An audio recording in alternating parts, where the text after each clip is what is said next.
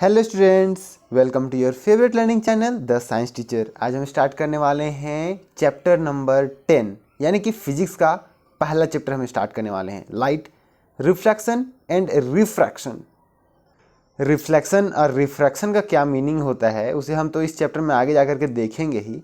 साथ में अभी क्योंकि ये फिजिक्स का सीरीज स्टार्ट हो रहा है तो हम न्यूमेरिकल्स भी यहाँ पर साथ में करेंगे, क्योंकि फिजिक्स को हम बिना न्यूमेरिकल्स के रिलेट नहीं कर पाते हैं। ऑलराइट, कुछ कुछ टॉपिक को रिलेट कर पाएंगे लेकिन सारे को नहीं कर पाएंगे, तो इसीलिए हम न्यूमेरिकल्स भी करेंगे। लेकिन ये चैप्टर स्टार्ट करने से पहले एज यूजुअल हम लोग पिछले चैप्टर का रिवीजन और कुछ क्वेश्चन है उसे कंप्लीट कर लेंगे, उसके बाद ही आगे बढ़ेंगे। ऑलराइट, चलिए बढ़ते हैं क्वेश्चन नंबर 1 की ओर। अगर आपको सीधा स्टार्ट करना है चैप्टर तो आप 5 मिनट आगे बढ़ा सकते हो। मुझे नहीं लगता कि 5 मिनट लगेगा, बट 5 मिनट आगे आप बढ़ा करके देख लो। क्वेश्चन नंबर 1 कहता है that why are human beings who look so different from each other in terms of size, colour and looks said to belong to the same species.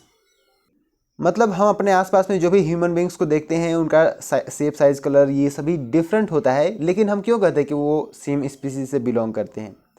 हम इसीलिए कहते हैं क्योंकि उनका जो बेसिक स्ट्रक्चर है वो सेम है। जितने भी लाइफ प्रोसेसेस हैं वो सेम है सभी के अंदर में, वो उसी तरीके से रेस्पिरेशन, एक्सक्रीशन सभी कुछ करते हैं। और सबसे इम्पॉर्टेंट बात, वो आपस में रिप्रोडक्शन भी कर सकते हैं। तो अगर आपस में रिप्रोडक्शन कर रहे हैं इसका मतलब कि सेम स्पीसीज से बिलोंग कर रहे हैं। हमने पिछले चैप्टर में कम्प्लीटली इसके बारे में देखा हुआ है। ऑलराइट, सो ये हम इसीलिए कहते हैं कि सेम स्पीसीज से बिलोंग करते हैं। चलिए क्वेश्चन नंबर 2 की ओर बढ़ते हैं। कहता है कि इवोल्यूशनरी टर्म्स के आधार पर हम यहाँ बैक्टीरिया, स्पाइडर्स, फिश और चिंपैंजीज में हम कह सकते हैं क्या कि कोई बेटर बॉडी डिज़ाइन बियर करता है, यानी कि किसी के पास में उसका जो बॉडी डिज़ाइन है वो अच्छा है। अगर हाँ तो क्यों, और अगर नहीं तो क्यों नहीं? तो अगर हम बेटर बॉडी डिज़ाइन की बात करें तो सभी स्पीसीज़ का अपना अपना एक बॉडी डिज़ाइन है। वो अपने इन्वायरमेंट पर उस बॉडी डिज़ाइन के साथ में अच्छे से रह सकता है, तभी वो स्पीसीज टिका हुआ है। तो यहाँ पर कोई बेटर बॉडी डिज़ाइन जैसा कुछ है नहीं। जबकि यहाँ पर हम अगर बैक्टीरिया का बात करें तो वो कोल्ड वेदर, हॉट वेदर में सभी जगह पर वो रह सकता है, उसका बॉडी डिज़ाइन ऐसा है। लेकिन ये यहाँ पर नेसेसरी नहीं है सभी स्पीसीज पर भी कि वो भी ऐसा गुण को शो करें। वो जिस जगह पर रहते हैं वो अपनी जगह पर खुश हैं, वो अपनी जगह पर अच्छे से सर्वाइव कर पा रहे हैं, तो बेटर बॉडी डिज़ाइन जैसा कोई कॉन्सेप्ट नहीं है। तो हम यहाँ पर ये नहीं कह सकते हैं कि स्पाइडर में या फिर फिश में, चिंपैंजीज में, इन सभी का बॉडी डिज़ाइन कमज़ोर है और बैक्टीरिया का बॉडी डिज़ाइन ज़्यादा अच्छा है। ऑलराइट, चलिए बढ़ते हैं हम समरी की ओर में। जो भी हमारा चैप्टर है हेरिडिटी एंड इवोल्यूशन, सबसे पहला पॉइंट कहता है वेरिएशंस जो कि रिप्रोडक्शन के प्रोसेस पर हुए हों वो इनहेरिटेड किए जा सकते हैं, यानी कि वो वेरिएशन नेक्स्ट जनरेशन तक आसानी से पहुंचा जा सकता है। और ये वेरिएशन जो कि डीएनए में कोई एरर्स होने की वजह से जो हुआ है वो यहाँ पर सर्वाइवल को इंक्रीज भी कर सकता है, इंक्रीज कर सकता है, ज़रूरी नहीं है कि इंक्रीज करेगा ही। हमारा नेक्स्ट पॉइंट कहता है कि ऐसे इंडिविजुअल्स जो कि सेक्सुअली रिप्रोड्यूस किए हुए हों उनके पास सभी गुणों के जितने भी ट्रैट्स हैं उनके दो दो कॉपी होते हैं। उनके जो जीन्स हैं, जीन्स से उनको पता चलता है कि उनका जो गुण है वो कैसा होगा, तो उन जीन का दो दो कॉपी होता है जीन्स का। और अगर ये कॉपी जो है आइडेंटिकल ना हो, यानी कि जो भी जीन्स है अगर वो मैच नहीं कर रहा हो, एक पेरेंट्स मतलब मदर से आया हुआ होता है, एक फादर से आया हुआ होता है, और दोनों अगर मैच नहीं होते हैं और अगर पेरेंट का कैरेक्टर शो कर रहा है, इसका मतलब कि जो जीन पेरेंट से आए हुए हैं वो एक्सप्रेस किए जा रहे हैं और उसे हम कहते हैं डोमिनेंट ट्रैट। और वहीं जो यहाँ पर नहीं शो कर पा रहा है उसे हम कहते हैं रिसेसिव ट्रैट।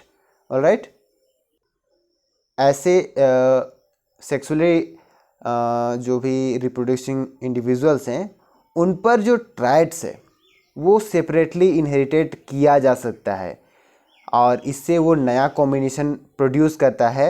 यहाँ पर जो भी इसका चाइल्ड होगा, जो भी ऑफस्प्रिंग्स होंगे, उनका एक नया कॉम्बिनेशन वो क्रिएट कर सकता है। जैसे कि हमने पी प्लांट्स में देखा था कि टॉल टॉल और स्मॉल स्मॉल से हम यहाँ पर डिराइव कर सकते हैं कि दोनों जो है स्मॉल होगा या फिर दोनों टॉल होगा। ऑलराइट, तो इस तरीके से जो भी इंडिविजुअल आए वो सेपरेटली इनहेरिटेड हुए हैं। जैसे कि ये एग्जांपल तो फर्स्ट जनरेशन का था F1 वाला। अगर हम सेकेंड जनरेशन F2 वाला का बात करें तो यहाँ पर सेल्फ पोलिनेशन कराया जाए अगर उस टी वाले का, तो यहाँ पर जो रिज़ल्ट आएगा वो डबल टी यानी कि डबल कैपिटल टी और स्मॉल स्मॉल यानी कि स्मॉल टी, तो ये स्मॉल हो जाएगा, ये कैपिटल हो जाएगा। तो यहाँ पर जो गुण है वो सेपरेटली यहाँ पर इनहेरिटेड हुआ है। ऑलराइट, क्लियर है? चलिए आगे बढ़ते हैं। ह्यूमंस में चाइल्ड यहाँ डिटरमाइन, उसका जो जेंडर है, चाइल्ड का जेंडर, वो इस तरीके से डिटरमाइन किया जाता है कि उसके अंदर में जो पेरेंटल क्रोमोसोम जाएंगे, यानी कि फादर से ही यहाँ पर डिसाइड किया जाता है कि फादर में XY होते हैं, तो अगर वहाँ से Y क्रोमोसोम गए तो वो बॉय होगा, और अगर X क्रोमोसोम गए तो वो गर्ल होगी। और मदर से तो हमेशा XX ही आता है। ऑलराइट, तो XY हो गया तो यहाँ पर बॉय, और XX हो गई तो गर्ल। कहता है कि किसी स्पीसीज़ में यहाँ पर रिप्रोडक्शन के प्रोसेस में जो भी वेरिएशंस आए वो सर्वाइवल एडवांटेज भी ला सकता है, और उस सर्वाइवल एडवांटेज आने की वजह से उसका जो गुण है वो आगे, क्योंकि यहाँ पर DNA में चेंज होने की वजह से वेरिएशन आया, तो वो गुण आगे भी जेनेटिक ड्रिफ्ट के मदद से वो आगे बढ़ सकता है। वहाँ पर सर्वाइवल एडवांटेज आया तो वो जीवित रह गया, इन्वायरमेंट में सूटेबल हो गया, तो फिर वो ड्रिफ्ट को वो अपने जीन को आगे बढ़ा सकता है और बढ़ा लेगा, और वो अपने स्पीसीज़ को बड़ा कर सकता है। वहीं हमारा जो नेक्स्ट पॉइंट है वो कहता है कि अगर नॉन रिप्रोडक्टिव टिश्यूज़ में कोई भी चेंज होता है ड्यूरिंग लाइफ टाइम, तो वो यहाँ पर कोई भी इनहेरिटेंस में इन्वॉल्यूशन नहीं देता है। जैसा कहने का मतलब कि अगर यहाँ पर हमने डिस्कस किया था कि किसी चूहे का अगर हम पूंछ को सर्जरी से हटा देते हैं तो उसका नेक्स्ट जनरेशन में पूंछ होगा। ऐसा बात नहीं है कि वो सर्जरी से हटा दिए तो वो इनहेरिटेट हो जाएगा, ऐसा बात नहीं है। वो पूंछ होगा ही होगा, क्योंकि उसका जीन को हमने यहाँ पर चेंज नहीं किया है। नेक्स्ट कहता है कि स्पीशिएशन यानी कि नया स्पीसीज फॉर्म करना ये तब हो सकता है जब जियोग्राफिकल आइसोलेशन में यहाँ पर जो नए वेरिएशन आए वो जियोग्राफिकल आइसोलेशन में वो चले जाएं, और वहाँ पर वो जो है ट्रैट्स को वो इनहेरिटेट करें, वो यहाँ पर जेनेटिक ड्रिफ्ट हो, तो सेपरेट जगह पर सेपरेट इन्वायरमेंट पर वो अगर अच्छे से वो सर्वाइव कर पा रहे हैं तो वहाँ पर स्पीसीज फॉर्म हो सकते हैं डिफरेंट। अब अगर हम ऑर्गेनिज्म को क्लासिफाई करें तो यहाँ पर जब हम ऑर्गेनिज्म को क्लासिफाई करते हैं कि वो किसी सेपरेट स्पीसीज से आया हुआ है, इसका मतलब कि वो कहीं ना कहीं उसका जो ओरिजिन है उसे भी हम यहाँ पर रिलेट करते हैं। तो हम यहाँ से ये कह सकते हैं कि इवोल्यूशन कैसे हुआ। ऑलराइट, कॉमन ओरिजिन से सभी आए हुए हैं, हमने ये भी डिस्कस किया हुआ है। और नेक्स्ट पॉइंट हमारा कहता है कि कॉमन एंसेस्टर्स को जब हमने यहाँ पर देखा, हमने यहाँ जितने भी स्पीसीज हैं उनके टाइम में हम पीछे गए, और पीछे जाकर जब हमने देखा तो हम ये कह सकते हैं कि नॉन लिविंग मटेरियल एक लिविंग मटेरियल को, लिविंग ऑर्गेनिज्म को यहाँ पर प्रोड्यूस किया है। वाटर में ये सब स्टार्ट हुआ, वाटर के अंदर में स्टार्ट हुआ, और वाटर के अंदर में जैसे सेल बाय सेल वो डिवाइड करते गए, उसके बाद में जिस इन्वायरमेंट में वो रहने लगे उसके बाद में उनका इवोल्यूशन हुआ। इवोल्यूशन होते होते होते होते यहाँ पर ऐसे सिचुएशन आ गए कि अभी हम यहाँ पर जो है इतने एडवांस हो गए हैं। अभी जितने भी आसपास में हम देखते हैं जीव, वो सभी इस तरीके के इवोल्यूशन के प्रोसेस से आकर के ऐसे बने हैं। और इवोल्यूशन जो है उसका स्टडी हम सिर्फ लिविंग स्पीसीज़ को देखकर ही नहीं, बल्कि उसके फोसिल्स पर, यानी कि बहुत पहले, बहुत सालों पहले मरे हुए उसके अंश हैं, उन अंश से भी यहाँ पर हम ये निकाल सकते हैं, उनके DNA मैच करा करके हम जो है ये बता सकते हैं कि इवोल्यूशन कैसे हुआ। हमारा नेक्स्ट पॉइंट कहता है कि कॉम्प्लेक्स ऑर्गन्स यहाँ पर डेवलप हुए हैं, यहाँ इवॉल्व हुए हैं, क्योंकि इससे उनको सर्वाइवल एडवांटेज मिल सकता है। उनके जो इन्वायरमेंट है उस इन्वायरमेंट में सर्वाइव करने से मतलब सर्वाइव करने के लिए उन्हें यहाँ पर एडवांटेज अगर मिल गया है। जैसे कि प्लेनेरिया में हमने देखा था कि आई मतलब वहाँ पर डेवलप नहीं किया, फिर भी उसका जो है वो काम चलाने के लिए उस आई का वो यूज़ कर रहा है। तो यहाँ पर कॉम्प्लेक्स ऑर्गन प्लेनेरिया में जैसे आई है वो यहाँ पर आ रहे हैं। नेक्स्ट पॉइंट कहता है कि इवोल्यूशन के प्रोसेस पर यहाँ पर जो भी फंक्शंस, जो भी फीचर्स हैं किसी भी ऑर्गन्स का, वो यहाँ पर चेंज हो सकता है उसका फंक्शन। जैसे कि फेदर्स जो है वो ठंड से बचने के लिए यहाँ पर उनका जो है यूज़ किया जाता था पहले, यानी कि वो जो है उग आए हुए थे, लेकिन अब यहाँ पर उसे उड़ने के लिए भी यूज किया जाता है बर्ड्स के द्वारा। रेप्टाइल्स थे, रेप्टाइल्स के बाद में जैसे हमने पहले देखा हुआ है रेप्टाइल्स थे, उसके बाद में यहाँ पर आया डायनासोर, उसका यहाँ पर फेदर आया, वो कोल्ड को अपने बॉडी से मतलब प्रोटेक्ट करने के लिए फेदर को यूज करते थे, यानी कि उनका जो फंक्शन था वो था कोल्ड से प्रोटेक्ट करने के लिए, लेकिन बाद में उसको उड़ने के लिए भी यहाँ पर जो है बर्ड्स पर वो इवॉल्व हुए और बर्ड्स से वो उड़ने लगे। तो यहाँ पर इनका फंक्शन चेंज होता है इवोल्यूशन के प्रोसेस पर। नेक्स्ट कहता है कि इवोल्यूशन को हम हमेशा प्रोग्रेस के साथ में नहीं रिलेट कर सकते हैं। इवोल्यूशन यहाँ पर मोर कॉम्प्लेक्स बॉडी डिज़ाइन को लेकर के आता है, जबकि पुराने वाले जो बॉडी डिज़ाइन थे उस पर भी काम चल सकता था, उस पर भी कोई प्रॉब्लम नहीं थे, बट इन्वायरमेंट के कंडीशन की वजह से, कोई एरर्स आने की वजह से, मेनली ये एरर्स की वजह से होता है डीएनए में। ऑलराइट, तो वो यहाँ पर अगर कैरी ऑन होता है, इन्वायरमेंट अगर सूट कर जाता है वो जो एरर हुआ उस एरर पर, तो वो एरर कंटिन्यू रह जाता है। तो यहाँ जो भी इवोल्यूशन है वो हमेशा प्रोग्रेस के साथ में हम नहीं कह सकते हैं। ऑलराइट, आगे कहता है कि ह्यूमन बींग्स का स्टडी जो है उसका जो इवोल्यूशन हुआ उसे हम यहाँ पर कह सकते हैं कि सभी जो है अफ्रीका से पूरे ऑल ओवर द वर्ल्ड ये ह्यूमंस जो है फैल गए, स्प्रेड आउट कर गया, और सभी एक सिंगल स्पीसीज से बिलोंग करते हैं। ऑलराइट, चलिए बढ़ते हैं हमारा आज का नया chapter number 10, light reflection and refraction. Start करेंगे हम यहाँ पर मैं इसे डार्क मोड पर कर दे रहा हूँ ताकि आपके आँखों पर स्ट्रेस ना पड़े। मतलब ये हम लोग यहाँ पर लाइट के बारे में बात करने वाले हैं। अभी जब मैं डार्क मोड पर कर रहा हूँ तो आपके आँखों पर वाइट लाइट कम पड़ रहा है, तो आप कुछ भी यहाँ पर जो बना हुआ है स्ट्रक्चर उसे आप देख रहे हो, तब जब आपके आँखों पर ये लाइट जा रहा है तो आँखों पर लाइट जाने की वजह से आप किसी दूसरे ऑब्जेक्ट को भी बाहर से आप देखते हो। यहाँ चलिए उसी के बारे में डिस्कस करेंगे। कहता है कि हम अपने आसपास में वैरायटी ऑफ ऑब्जेक्ट्स देखते हैं, और डार्क रूम में अगर हम जाएं तो ये ऑब्जेक्ट्स को हम नहीं देख पाते हैं, और जैसे ही हम वहाँ पर लाइट ले आते हैं तो जो चीज़ें हैं वो हमें विजिबल हो जाती हैं, हमें दिखने लगती है। तो ये विजिबल क्यों दिखती हैं? क्या इसे विजिबल बनाता है?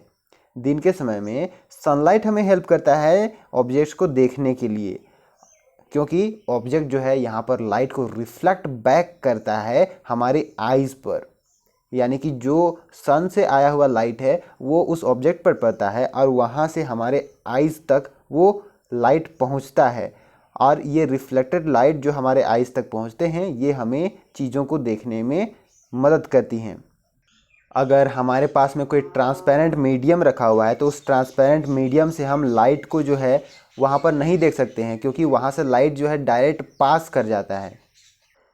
लाइट के बहुत सारे ब्यूटीफुल फेनोमेनन्स को हम अपने आसपास में देखते हैं, जैसे कि इमेज फॉर्मेशन मिरर के द्वारा, या फिर स्टार का यहाँ पर ट्विंकलिंग करना, या रेनबो का कलर, या फिर कोई ऐसे मीडियम है जहाँ पर लाइट बेंड करता है।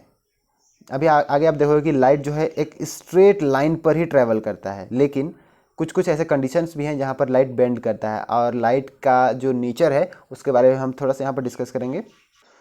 तो कहता है कि जो भी ऑप्टिकल फिनोमेनन हम अपने आसपास में देखते हैं उसे ऑब्जर्व करके हम कह सकते हैं कि लाइट जो है वो एक स्ट्रेट लाइन में ट्रैवल करता है। ऑलराइट, यहाँ पर अगर एक स्मॉल सोर्स ऑफ लाइट जो है यहाँ पर अगर कोई ऑब्जेक्ट उसे यहाँ पर जो है उसके लाइट के रेज़ को यहाँ पर जो ट्रैवल कर रहा है उसे यहाँ पर ये बाधित करता है, ये ओपेक करता है उस ऑब्जेक्ट को, तो मतलब उस लाइट को वो ऑब्जेक्ट अगर ओपेक करता है तो उसका शैडो बन जाता है, एक शार्प शैडो यहाँ पर बन जाता है। तो उसके जो पाथ है लाइट के पाथ पर, वहाँ पर वो डिस्ट्रक्शन हो जाते हैं और वहाँ शैडो बन जाता है। तो यहाँ पर हम कह सकते हैं कि ये जो लाइट है वो एक स्ट्रेट लाइन पर ट्रेवल करता है। अगर ऐसा नहीं होता तो लाइट जो है बेंड करके किनारे से चला जाता। आगे बढ़ते हैं। कहता है कि यहाँ पर अगर ओपेक ऑब्जेक्ट यानी कि जो रेस्ट्रिक्शंस ऑब्जेक्ट है वो अगर काफ़ी छोटा हो तो यहाँ पर लाइट जो है वो उससे पास कर जाता है, क्रॉस कर जाता है, और यहाँ पर वो बेंड कर जाता है, और जिसे हम जो कह रहे हैं कि स्ट्रेट लाइन में ये फॉलो कर रहा है, तो वो स्ट्रेट लाइन को फॉलो नहीं करता है इस जगह पर। इस इफ़ेक्ट को डिफ्रैक्शन का इफ़ेक्ट कहा जाता है। इसके बारे में अभी आपको नहीं पढ़ना है। ऑलराइट, यहाँ पर अभी आपको नहीं पढ़ना है डिफ्रैक्शन का इफ़ेक्ट। यहाँ पर अब वेव नेचर ऑफ लाइट जब देखोगे उस वक्त आगे चल के आपको 11th 12th में, जब आपको 11th में वेव पढ़ाया जाएगा उसके बाद में आपको उसका नेचर यहाँ पर बताया जाएगा कि लाइट जो है वो पार्टिकल नेचर, वेव नेचर दोनों शो करता है, एक तरीके का नहीं है। तो यहाँ पर इस पैराग्राफ में वही चीज़ यहाँ पर बताया हुआ है। क्वांटम थ्योरी यहाँ पर कैसे एक्सप्लेन करता है लाइट का जो कैरेक्टर है उसको। हम इस चैप्टर में यहाँ पर देखेंगे कि रिफ्लेक्शन और रिफ्रैक्शन का जो फिनोमेनन है वो यहाँ पर कैसा है। एक स्ट्रेट लाइन प्रोपगेशन जो है वो लाइट का होगा वहाँ पर, और इसे पढ़ने से क्या फ़ायदा होगा, हम अपने आसपास के कुछ ऑप्टिकल फिनोमेनन को अच्छे से यहाँ पर ऑब्जर्व कर पाएंगे, हम एक्सप्लेन भी कर पाएंगे। और क्योंकि हम यहाँ पर रिफ्लेक्शन और रिफ्रैक्शन दोनों पढ़ रहे हैं तो यहाँ हम स्फेरिकल मिरर्स के बारे में पढ़ेंगे, और हम यहाँ पर देखेंगे कि आँखों में जो लेंसेज लगते हैं वो क्यों लगते हैं और वो कैसे आँखों को सुधार सकते हैं। ऑलराइट, चलिए बढ़ते हैं 10.1 रिफ्लेक्शन ऑफ लाइट। आप पहले भी इस लॉ, इसके जो लाइट के रिफ्लेक्शन के लॉ है उससे पहले ही फेमिलियर हुए हैं कि अगर एक पॉलिश्ड सरफेस है, अगर वो चमकीला सरफेस है जैसे कि मिरर है, वो लाइट को रिफ्लेक्ट बैक करता है। जो भी लाइट वहाँ पर पहुँचता है उस लाइट को वो वहाँ से हटा करके वापस आपके आँखों पर पहुँचाता है, या फिर जहाँ पर भी आप देख रहे हो वहाँ तक वो पहुँचाता है। और मिरर कैसा इमेज फॉर्म करता है, वर्चुअल और इरेक्ट। जैसे कि यहाँ पर कुछ पॉइंट्स हैं जिसे आपने पहले पढ़ा हुआ है, उसे यहाँ पर चलिए पहले रिकॉल करते हैं। कहता है कि इंसिडेंट एंगल जो है वो रिफ्लेक्टेड एंगल के इक्वल होता है। यानी कि अगर हमारे पास में एक मिरर है कुछ इस तरीके का, तो यहाँ पर जो भी इंसिडेंट लाइट पड़ेंगे उनका एंगल, इंसिडेंट एंगल और रिफ्लेक्टेड एंगल जो है यहाँ पर सेम होगा।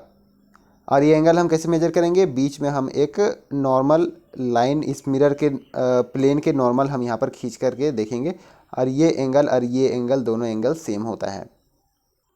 साथ में जो सेकेंड पॉइंट कहता है वो कहता है कि इंसिडेंट रे, जो रे आ रहा है नॉर्मल टू द मिरर, ये जो नॉर्मल है, और ऐसा रे जो यहाँ पर से पास हो रहा है वो सभी एक ही प्लेन पर बिलोंग करेंगे, एक ही प्लेन पर वो सभी लाई करेंगे।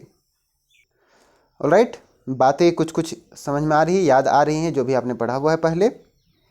ऑलराइट, सो ये जो रिफ्लेक्शन का लॉ है ये जितने भी रिफ्लेक्टिंग सरफेस हैं उन पर ये अप्लाई होता है, इवन इन स्फेरिकल सरफेसेस। जैसे प्लेन मिरर में कैसे इमेज फॉर्म होता है उसके बारे में आपने देखा हुआ है, इमेज का प्रॉपर्टीज़ आपने देखा हुआ है कि प्लेन मिरर के बाद में जो है हमेशा वर्चुअल और इरेक्ट इमेज यहाँ पर फॉर्म होता है, और जो साइज होता है वो इमेज का सेम साइज होता है ऑब्जेक्ट के साइज़ के। ऑब्जेक्ट कहने का मतलब कि जिस चीज़ का इमेज हम वहाँ पर बना रहे हैं मिरर के अंदर में, तो यहाँ पर ये चाइल्ड, ये जो है यहाँ पर ऑब्जेक्ट है, और उसका जो इमेज बन रहा है, उसका जो मिरर के अंदर में जो वहाँ पिक्चर बन रहा है वो उसका यहाँ पर इमेज है। ऑलराइट, तो इन दोनों के बीच में जो डिस्टेंस है वो भी सेम होगा। ऑब्जेक्ट जितना मिरर से दूर में होगा उसका इमेज उतना ही मिरर के ऑपोजिट साइड में दूर पर बनता है। और वहीं अगर हम बात करें तो इमेज जो है वो लेटरली इन्वर्टेड होता है, यानी कि अगर आप राइट हैंड को उठाओ तो वहाँ वो लेफ़्ट हैंड को उठाएगा, तो ये जो है लेटरली यानी कि सीधा ये इन्वर्टेड होता है। लेटरली इन्वर्टेड कुछ इस तरीके से ये होता है। ये इन सभी फेनोमेनन के बारे में आपने पहले से भी देखा हुआ है, ये सभी इंट्यूटिव कॉन्सेप्ट्स हैं। अब हम ऐसे कॉन्सेप्ट की ओर बढ़ते हैं जो यहाँ पर नया है, जैसे कि कर्व सरफेस पर ऑब्जेक्ट कैसे इमेज को फॉर्म करेगा। ऑलराइट, चलिए एक्टिविटी 10.1 को करते हैं। एक्टिविटी 10.1 कहता है कि हमें एक लार्ज शाइनिंग स्पून लेना है। शाइनिंग स्पून यानी कि ऐसा जिस पर हम अपने आप का रिफ्लेक्शन देख सकें, और इसे हमें देखना है, इसका जो कर्व्ड सरफेस है उस कर्व्ड सरफेस पर हमें अपना इमेज को देखना है। आप क्या फाइंड करोगे, स्मॉल होगा या फिर लार्ज होगा? अब आप इसे खुद से करके देखो, स्मॉल होता है या फिर लार्ज होता है। एक फन एक्सपेरिमेंट है। उसके बाद में आप इस स्पून को जो है अपने फेस से यहाँ पर दूर ले जाओ, सामने ले आओ। उसके बाद यहाँ आप ऑब्जर्व करो उस इमेज को, क्या ये चेंज हो रहा है या फिर नहीं चेंज हो रहा है।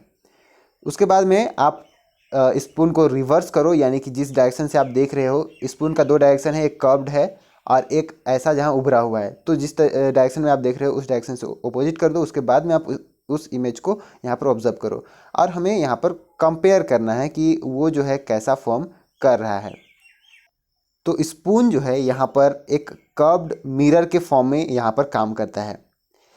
तो कर्व्ड मिरर जो है हम यहाँ पर यूज़ करेंगे वो होगा स्फेरिकल मिरर। चलिए, स्फेरिकल मिरर कहने का क्या मतलब हुआ? इसका मतलब ये हुआ कि ऐसे मिरर जिनका रिफ्लेक्टिंग सरफेस जो है वो स्फेयर के जैसा होगा, मतलब स्फेयर के एक टुकड़ा के जैसा हो, उसे हम कहते हैं स्फेरिकल मिरर। जैसे मैं अगर आपको यहाँ पर एग्जाम्पल से यहाँ पर शो करना चाहूँ तो आप जैसे ये है एक स्फेयर मान के चलते हैं, सर्कल नहीं है, ये एक स्फेयर है। ऑलराइट, स्फेयर समझ रहे हो, आपके बॉल के जैसा, फुटबॉल के जैसा। ऑलराइट, ये एक स्फेयर है। और अभी क्या करते हैं हम कि यहाँ से एक टुकड़ा यहाँ इसे काट लेते हैं। ये वाला जो पोर्शन है इसे मान के चलते हैं कि एक टुकड़ा है। तो इस टुकड़े को अगर हम लेकर के आएंगे और किनारे ऐसे रखेंगे तो कुछ इस तरीके से यहाँ पर दिखेगा। ऑलराइट, तो ये है एक स्फेरिकल मिरर। यहाँ पर ये बॉल नहीं था, ये पूरा मिरर था, अंदर में शाइनिंग सरफेस है या फिर बाहर में शाइनिंग सरफेस है, आप इस तरीके से समझो। ऑलराइट, तो यहाँ पर ये एक स्फेरिकल मिरर है। यहाँ पर जो बाहर में हमने निकाला वो है एक स्फेरिकल मिरर। अब इसी पर हम स्टडी करेंगे कि कैसे इमेज फॉर्मेशन होता है। इसका जो शाइनिंग सरफेस है वो बाहर की ओर भी हो सकता है या फिर अंदर की ओर भी हो सकता है, और यही प्रॉपर्टी इसे कॉनकेव मिरर या फिर कॉन्वेक्स मिरर का बनाता है। जैसे कि अगर अंदर की ओर इसका सरफेस शाइनी है तो हम इसे कहते हैं कॉनकेव मिरर, और अगर बाहर की ओर शाइनी है तो हम इसे कहते हैं कॉन्वेक्स मिरर। आप इसे इस तरीके से समझो कि केव यानी कि गुफा होता है। केव केव कहने का मतलब गुफा होता है। तो गुफा कैसा होता है? अंदर ऐसे मतलब जो है इस तरीके से अंदर में जो है खोखला होता है और बाहर से ये ऐसे ढका हुआ होता है। तो ऐसे मिरर जो अंदर ऐसे धसे हुए हों तो उसे हम कहेंगे कॉनकेव, केव। ऑलराइट, और जो बाहर ऐसे निकले हुए हैं उसे हम कहेंगे कॉन्वेक्स। चलिए बढ़ते हैं 10.2 स्फेरिकल मिरर्स पर। इसी के बारे में हम आगे अभी देखेंगे। तो जो भी अभी तक मैंने बताया वो कम्प्लीटली यही था। सेम चीज़ यहाँ लिखा हुआ है, यानी कि जो भी यहाँ लिखा हुआ है उस सभी को हमने यहाँ पर एक्सप्लेन कर ही दिया है, और इस पर कुछ डायग्राम्स भी दिए हुए हैं। वो मिरर कैसे दिखते हैं आप देख सकते हो, यहाँ साइड पर दिए हुए हैं। जैसे कि कॉनकेव मिरर आप देख सकते हो कि अंदर की ओर घुसा हुआ है, उसका जो शाइनिंग सरफेस है, यहाँ पर जो वाइट कलर का आप देख रहे हो वो शाइनिंग सरफेस है। और यहाँ पर कॉन्वेक्स मिरर जो है यहाँ पर बाहर की ओर निकला हुआ है, यानी कि बाहर की ओर उसका शाइनिंग सरफेस है। दोनों सेम तरीके के दिख रहे हैं, बट इसमें सिर्फ पॉलिश का डिफरेंट है कि किस साइड में ये पॉलिश है। चलिए आगे बढ़ते हैं। कहता है कि आगे बढ़ने से पहले चलिए हम यहाँ पर जैसे आगे बढ़ते हैं तो आगे बढ़ने से पहले कहता है कि स्फेरिकल मिरर्स पर कुछ कुछ यहाँ हम टर्म्स की बात करेंगे, उस टर्म्स को समझ लेते हैं। सबसे पहला यहाँ कहता है कि स्फेरिकल मिरर्स पर हम सेंटर पॉइंट ढूंढ कर निकालते हैं, और उस सेंटर पॉइंट को हम कहते हैं पोल। सेंटर पॉइंट कहने का मतलब कि जो भी स्फेयर का हमारे पास में जो भी टुकड़ा है उस टुकड़ा को हम यहाँ पर देखते हैं कि उसका जो मिडिल है पॉइंट, मिडिल पॉइंट जो होगा वो कहाँ पर होगा, और इस मिडिल पॉइंट को हम कहते हैं कि दिस इज पोल, और इसे हम पी से यहाँ पर रिप्रेजेंट करते हैं। ऑलराइट, चलिए और भी नोटेशंस हैं, आगे देखते हैं। यहाँ कहता है कि रिफ्लेक्टिंग सरफेस जो स्फेरिकल मिरर का है वो एक स्फेयर का पार्ट है, और उस स्फेयर का कुछ ना कुछ सेंटर होगा। तो उस सेंटर को हम कहते हैं सेंटर ऑफ कर्वेचर। जैसे कि ये एक स्फेयर है, उसी तरीके का फुटबॉल वाला आप मानो, और ये जो साइनिंग सरफेस है वो साइनिंग सरफेस वाला होगा, और इसका एक पार्ट है, मान के चलते हैं कि ये पार्ट, ऑलराइट। ऐसा लाइन नहीं है, ये कब यहाँ पर सरफेस है, सरफेस समझ रहे हो ना, सरफेस है, और इसका कोई ना कोई मिडिल पार्ट होगा। तो इस मिरर के लिए, यहाँ से यहाँ तक का जो मिरर है, इस मिरर के लिए ये जो सेंटर है, इस सेंटर को हम कहते हैं कि सेंटर ऑफ कर्वेचर है ये, ऑलराइट। और इसे सी से रिप्रेजेंट किया जाता है, ऑलराइट। ये कहता है कि जो सेंटर ऑफ कर्वेचर है सी, वो यहाँ पर मिरर का कोई पार्ट पर ये बिलोंग नहीं करता है, ये मिरर से दूर वो होगा, ये सेंटर ऑफ कर्वेचर मिरर पर नहीं होगा। जैसे कि पोल जो था वो मिरर पर था, मिरर का मिडिल वाला पॉइंट को हम कहते थे पोल, वो पोल मिरर के अंदर में लाई करता है, लेकिन सेंटर ऑफ कर्वेचर इस पोल से दूर होगा, इस मिरर से दूर में होगा, जहाँ पर इमेजिनरी स्फेयर आप बनाओ और इमेजिनरी स्फेयर पर उसका जो सेंटर होगा वो हो जाएगा सेंटर ऑफ कर्वेचर। अब अगर हम मिरर्स की बात करें, कॉनकेव मिरर और कॉन्वेक्स मिरर की, तो कॉनकेव मिरर में जो सेंटर ऑफ कर्वेचर है वो उसके सामने में होगा, और कॉन्वेक्स मिरर में जो सेंटर ऑफ कर्वेचर है वो उसके पीछे होगा, ऑलराइट। ये क्लियर है, क्योंकि ये स्फेयर इसका इस साइड में बनेगा, इसका स्फेयर इस साइड में बनेगा। अब ये जो सेंटर ऑफ कर्वेचर है और ये पोल है, इन दोनों के बीच में जो डिस्टेंस होगा वो क्या होगा, इस स्फेयर का रेडियस होगा। तो इस डिस्टेंस को हम कहते हैं रेडियस ऑफ कर्वेचर, और इसे हम आर लेटर से रिप्रेजेंट करते हैं। अभी जो यहाँ पर आप स्फेयर देख रहे हो ना, ये रेड वाला, तो ये स्फेयर को हम यहाँ पर नहीं लिखेंगे तो भी कोई दिक्कत नहीं है, हमें बस यहाँ पर इस स्फेयर के सॉरी इस जो सरफेस है उस सरफेस की बात हम यहाँ पर करेंगे। अब कहता है कि जो PC है, ये जो डिस्टेंस है P और C, ये रेडियस ऑफ कर्वेचर के इक्वल है। अब मान के चलते हैं कि इस P से होते हुए, इस C से होते हुए एक लाइन क्रॉस कर रहा है इस मिरर पर, ऑलराइट। तो इस लाइन को हम कहेंगे स्ट्रेट लाइन होगा, यहाँ पर ड्रॉ ठीक से नहीं हो पा रहा है, तो हम इसे कहेंगे कि ये जो है ये है principal axis. Principal axis, principal axis क्या है, ऐसा लाइन जो कि सेंटर ऑफ कर्वेचर और जो हमारा मिरर है उस मिरर के पोल से होते हुए गुजरता है, उसे हम कहते हैं प्रिंसिपल एक्सिस। प्रिंसिपल एक्सिस जो है वो मिरर के सरफेस के हमेशा नॉर्मल में होगा। अगर आप चाहते हो कि इसका जो इमेज है वो आप देखो यहाँ पर, तो मैं दिखा देता हूँ। आपके NCERT में यहाँ पर कुछ पिक्चर्स हैं बने हुए, डिनोट किए हुए हैं PC, और अभी हम बात करेंगे फोकस की बात करेंगे हम यहाँ पर क्या होता है उसके बारे में। तो ये है आपका कॉनकेव और ये हो गया आपका कॉन्वेक्स, ऑलराइट। चलिए यहाँ पर देखते हैं आगे क्या कहता है। कहता है कि एक एक्टिविटी करेंगे, उसके बाद में हम देखेंगे कि आगे का जो पॉइंट्स, हम आगे के जो नोटेशन है उसे हम लेकर के आए हैं, उससे पहले कुछ एक्टिविटी को कर लेते हैं। चलिए, कहता है कि हमें यहाँ पर कॉजन दिए हुए हैं कि सन को डायरेक्टली नहीं देखना है, या फिर रिफ्लेक्टिंग सरफेस से रिफ्लेक्ट होते हुए सन को यहाँ पर नहीं देखना है। हमें एक कॉनकेव मिरर लेना है। कॉनकेव मिरर यानी कि वो जो है जिसका साइड धंसा हुआ हो और इस साइड में शाइनिंग सरफेस हो। शाइनिंग सरफेस इस साइड में होगा तो हम जो ड्राइंग करेंगे वो बाहर में इस तरीके से करेंगे। कहने का मतलब कि इस साइड में पेंट है और इस साइड में ये सरफेस जो है वो चमकीला है। तो इस पर हमें फोकस करना है सन के रेज़ को, और सन के रेज़ को हमें फोकस करना है एक पेपर पर, और उस पेपर पर हमें इसे ऐसा फोकस करना है कि जो सन का रेज़ आए वो यहाँ पर एकदम एक स्पॉट, मतलब छोटा सा पॉइंट बनाए वहाँ पर, ऑलराइट। फिर उसे हम कुछ देर तक होल्ड करके रखें और देखेंगे क्या ऑब्जर्व होता है, क्या यहाँ पर आता है, उसे हम यहाँ पर देखेंगे। तो आप देखोगे कि धीरे धीरे यहाँ पर स्मोक आने लगेगा, फिर हो सके तो ये बर्न भी कर जाए, है ना। होता है, आपने बहुत बार किया होगा स्फेरिकल मिरर्स के साथ में नहीं, पर लेंसेज के साथ में आपने किया होगा। चलिए आगे बढ़ते हैं। कहता है कि पेपर जो है यहाँ शुरुआत में यहाँ पर बर्न करना स्टार्ट करेगा स्मोक करना स्टार्ट करेगा और फायर भी कैच कर सकता है।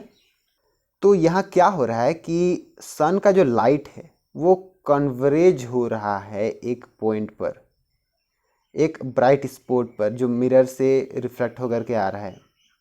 अब ये जो कन्वर्जन हुआ यहाँ पर, जो भी कन्वर्ज कर रहा है, उसके वजह से जो पेपर के ऊपर में एक स्मॉल सा स्पॉट आया, वो है इमेज। किसका इमेज? सन का इमेज है। उस सन के इमेज को यहाँ पर एक छोटी सी जगह पर जो है ये कन्वर्ज किया हुआ है।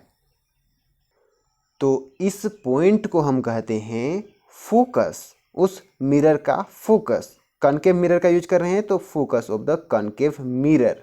और यहाँ पर हीट इसीलिए प्रोड्यूस हो रहा है क्योंकि जो भी लाइट का कंसंट्रेशन है वो यहाँ पर ज़्यादा हो रहा है। आप फिगर पर देखो, यहाँ जो भी लाइट आ रहा है वो फोकस पर आकर के मिल जा रहा है। तो जितना एनर्जी आ रहा है वो एक जगह पर स्टोर हो रहा है, तो वहाँ पर जो है आग लगेगा ही लगेगा। राइट। अब यहाँ पर जो भी डिस्टेंस है मिरर से लेकर के उस फोकस के बीच पे जो भी डिस्टेंस है, इसे हम कहते हैं फोकल लेंथ उस मिरर का। राइट। कहता है कि चलिए इसे हम यहाँ पर कुछ रे डायग्राम से समझने का कोशिश करते हैं। फिगर 10.2 में आप देखो, यहाँ पर रे डायग्राम दिया हुआ है। चलिए इसको थोड़ा सा यहाँ पर पढ़ लेते हैं, उसके बाद में रे डायग्राम पर पहुँचेंगे। कहता है कि a number of ray parallel to the principal axis are falling on concave mirror. Concave mirror में प्रिंसिपल एक्सिस के पैरेलल, यानी कि अगर ये कॉनकेव मिरर है तो उसका प्रिंसिपल एक्सिस ये हुआ। इसे थोड़ा सा आगे बढ़ा देते हैं। और इसका जो लाइट रे आ रहे हैं वो इसके पैरेलल अगर आ रहे हैं तो वो रिफ्लेक्ट कर रहे हैं एक कॉमन पॉइंट पर। जितने भी रेज आएंगे इसके पैरेलल, जो प्रिंसिपल एक्सिस है उसके पैरेलल, वो इसके फोकस से ही, एक कॉमन पॉइंट जिसे हम फोकस कर रहे हैं वहाँ से ही ये जो है गुजर रहे हैं। ये एक कॉनकेव मिरर की बात है। वहीं अगर कॉन्वेक्स मिरर की बात करें तो जो भी रेज यहाँ पैरेलल आ रहे हैं वो जो है रिफ्लेक्ट कर जा रहे हैं बाहर की ओर। यहाँ से ये बाहर की ओर रिफ्लेक्ट कर जा रहे हैं, और ये रिफ्लेक्ट ऐसा कर रहे हैं ना, तो ऐसा ये दिखने में ऐसा लग रहा है कि ये इस मिरर के पीछे से आ रहे हैं किसी कॉमन पॉइंट से, इस प्रिंसिपल एक्सिस के किसी कॉमन पॉइंट से, जिसे हम यहाँ पर भी फोकस कहेंगे। जैसा कि हमने कॉनकेव में देखा था कि फोकस उसका सामने था, वह उसी तरीके से इसका जो फोकस है वो पीछे की ओर है। तो यहाँ पर जो पोल है और फोकस है, इन दोनों के बीच में जो डिस्टेंस है, इस डिस्टेंस को हम कहते हैं फोकल लेंथ। यहाँ आप देख सकते हो फोकल लेंथ लिखा हुआ है और इसे स्मॉल f से यहाँ पर डिनोट किया जाता है। आप इसका जो फिगर दिया हुआ है बुक पर उसे भी आप देख लो। यहाँ पर एक नोटेशन भी है जिसे यहाँ पर इस पैराग्राफ में शो नहीं किया हुआ है, मतलब बताया हुआ नहीं है, लेकिन यहाँ फिगर में आप क्लियरली देख सकते हो कि इंसिडेंट रे जो है वो इक्वल है रिफ्लेक्टेड रे के एंगल के। इंसिडेंट रे का जो एंगल है वो रिफ्लेक्टेड के एंगल के इक्वल है। तो यहाँ पर जो दोनों एंगल्स हैं वो यहाँ पर सेम है, और जो नॉर्मल है वो इस प्लेन के मतलब परपेंडिकुलर हमेशा होगा, तो इस प्लेन के परपेंडिकुलर आप देख सकते हो। चलिए आगे बढ़ते हैं। आज तो ज़्यादा हो रहा है लगता है। ऑलराइट, ये पैराग्राफ आज हम कंप्लीट करते हैं, फिर नेक्स्ट कल हम दूसरे वीडियो में आगे करेंगे इमेज फॉर्मेशन स्फेरिकल मिरर के वजह से। यहाँ कहता है कि एक स्फेरिकल मिरर का जो हमने यहाँ पर सरफेस देखा हुआ है वो, क्योंकि एक स्फेयर से आया हुआ है तो वो स्फेयर के फॉर्म में ही होगा। ऑलराइट, जो टुकड़ा यहाँ पर होगा वो एक स्फेरिकल फॉर्म में होगा।